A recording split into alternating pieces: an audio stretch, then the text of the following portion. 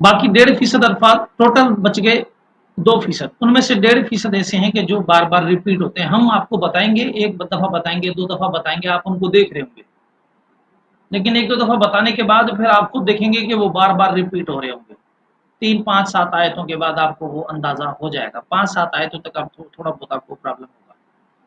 उसके बाद बाकी बच जाते हैं 1.5% तो वहां चला गया। 0.5% आधा परसेंट ऐसा है कि जिसमें किसी उस्ताद, टीचर, रहबर और रहनुमा की जरूरत होती है कि वो उसको बताता है, उनकी माना मफहूम को भी बता देते हैं, उनका यूजेज किस तरह है वो आपको बताया जाएगा और उसी के मुताबिक आप आगे तर्जुमा करने के काबिल हो जाएंगे। चलें अब यहाँ शुरू करते हैं। बिस्मिल्लाहिर्रहमानिर्रहीम। बिस्मिल्लाहिर्रहमानिर्रहीम के अंदर सबसे पहले है बिस्मिल्लाह। बिस्मिल्लाह में सबसे पहले बिस्म में सबसे पहले है बा। तो अब ये बा क्या चीज़ है, तो इसके बारे में हमें थोड़ा सा डिस्कस भी करना होगा कि बा क्या है। तो बिस्मिल्लाह में ये जो बा है इसके माना आते हैं, ये बा आ गई और एक दो जुमलों से मिला हुआ है, एक बा से और एक सीन और मीम से। अब सवाल पैदा, सीन और मीम, बा के माने साथ के आते हैं।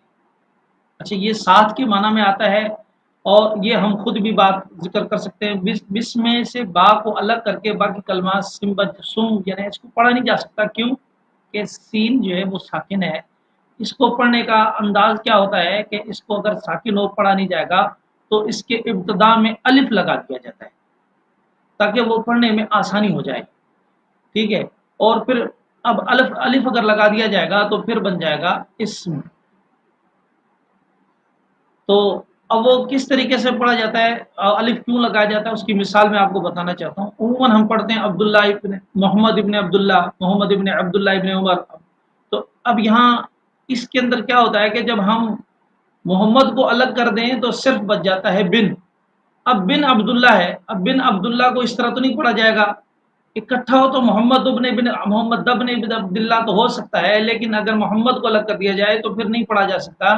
तो इस वजह से हम क्या करते हैं, उसके अव्वल में हम बा साकिन को बोलने के लिए अलिफ लगा देते हैं और फिर जब गुफ्तगू करते हैं कह देते हैं इब्न अब्दुल्ला, इब्न अब्दुल्ला या इब्न अब्दुल्ला बोल देते हैं।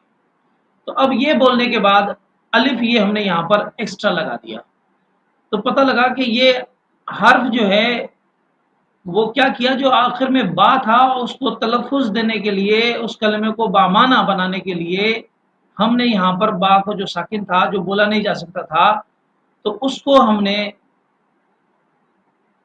अलिफ दे दिया।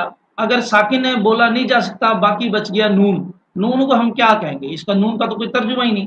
तो लिहाजा हमने क्या किया, इसमें अलिफ को पहले लगा दिया।